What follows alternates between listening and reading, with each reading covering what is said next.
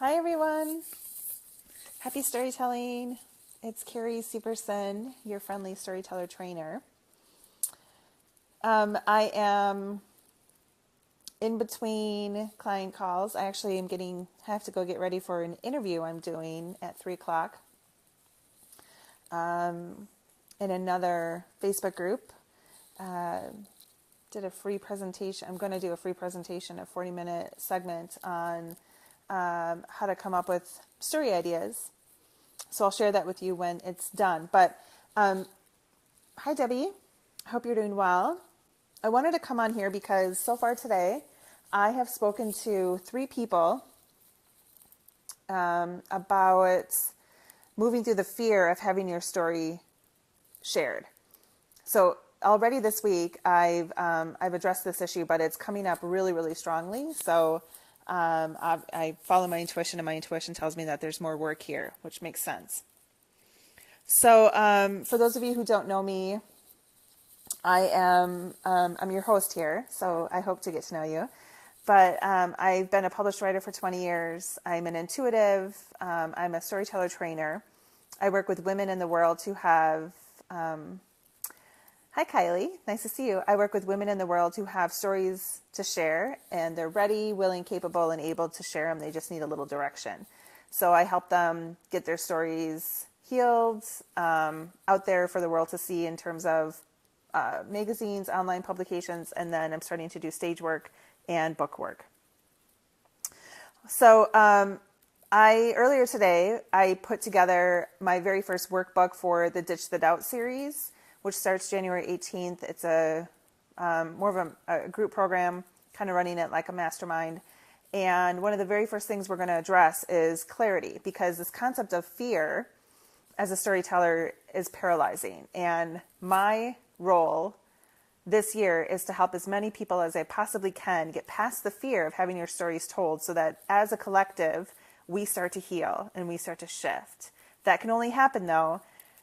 That can't happen unless you embrace your stories. You have to heal your stories. You have to embrace your stories. You have to face your stories in order for anyone else to do it. You can't have your stories told until you're ready to tell them.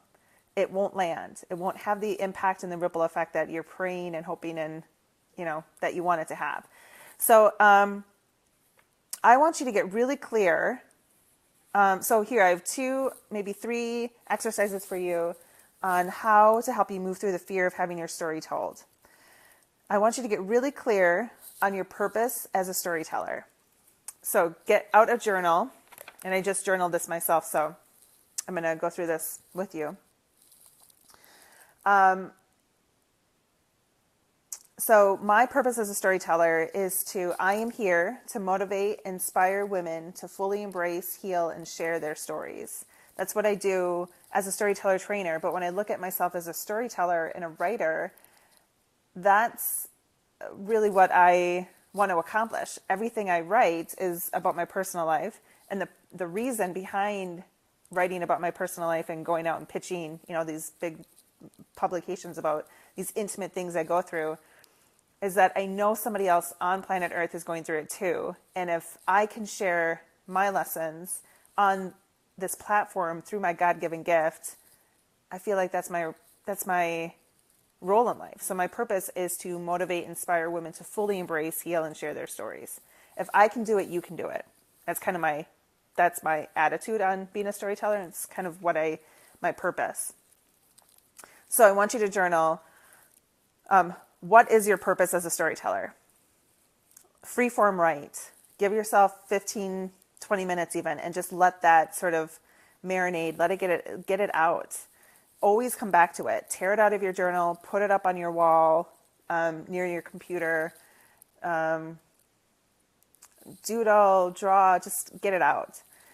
So the second thing that will help you embrace your stories and move you through the fear of sharing is to create a client, like an audience avatar. Think of it as a client avatar. Who is your audience? Who are you writing to?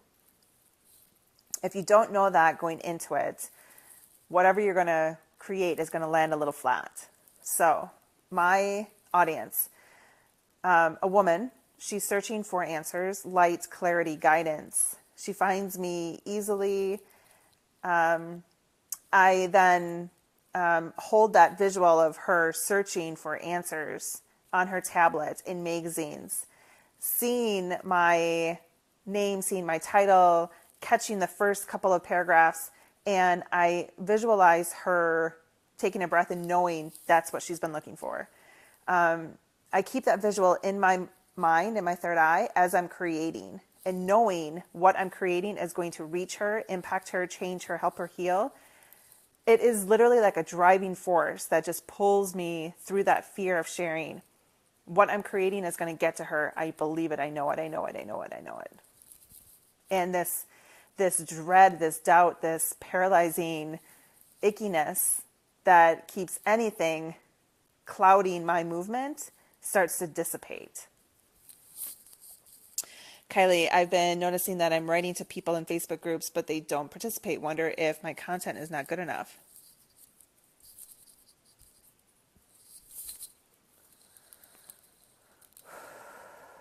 Are you responding to people on their posts, or are you not getting feedback? I just got the word validation.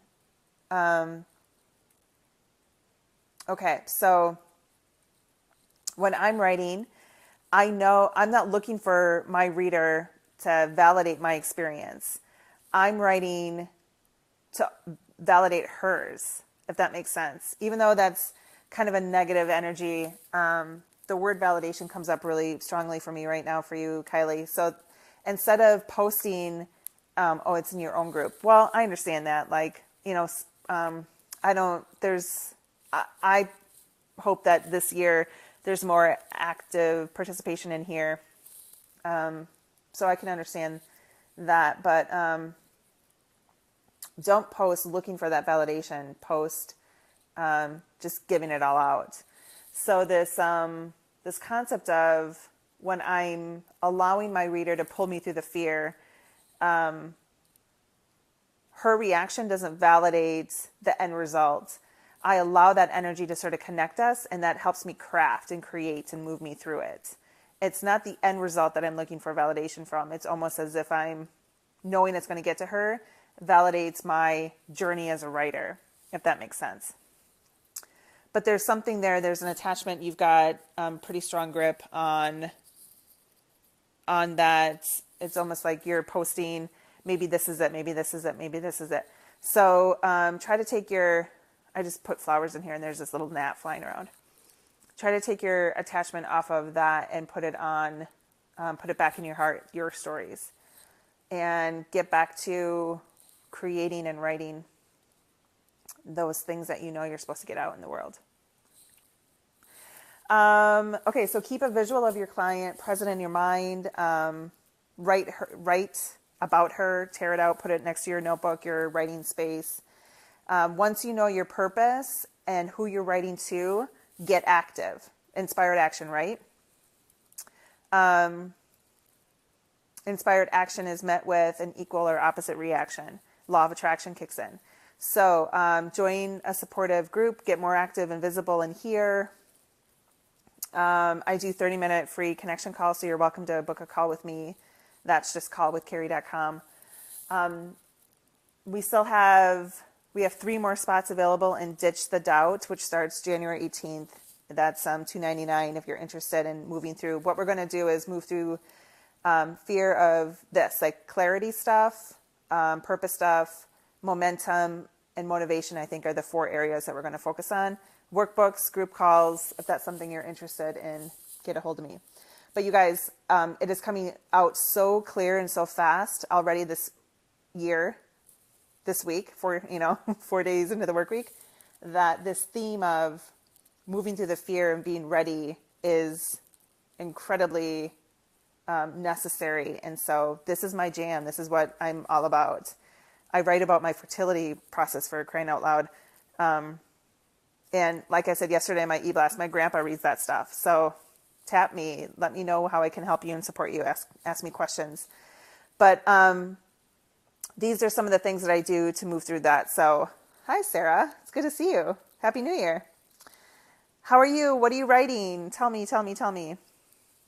So you guys, nobody can embrace your stories until you do, which is going to force you to move through the fear of being seen, the fear of having your stories told, and the fear of being published. So let's do that this year.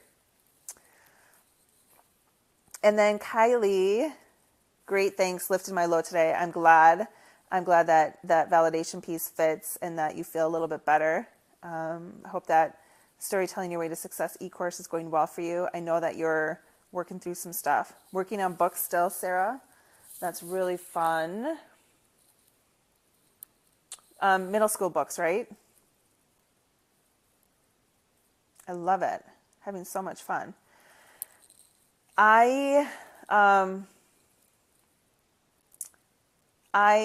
know I have to write Flirting with Love. It's my next book. I'm doing, hi Renee, nice to see you. I'm doing over the last couple of weeks, I had this great chakra clearing session and deep dive with Elizabeth and Johanna, and we're creating a group program. I'm hoping that we're talking about it as it being a mastermind, going to launch it soon. And my focus is on that and creating the Ditch the Doubt workbooks. So I haven't even started writing Flirting with Love, but I'm writing the intention behind it now. It's in my 2017 journal, but I have to actually get into the flow of creating it. So young adult romance and children's books. Very fun, very cool. Well, you know where to go when you're looking for support. There's plenty of book coaches in this group, so hit a couple of them up. You guys, I did a couple of journaling exercises, so go back and watch the replay. Let me know how it sits. It's a couple of exercises to help you move through the fear of having your story told and your story seen. I have got to go get ready for a interview I'm doing about how to find your story. And so I wish you the best day ever. Happy storytelling. Bye, you guys.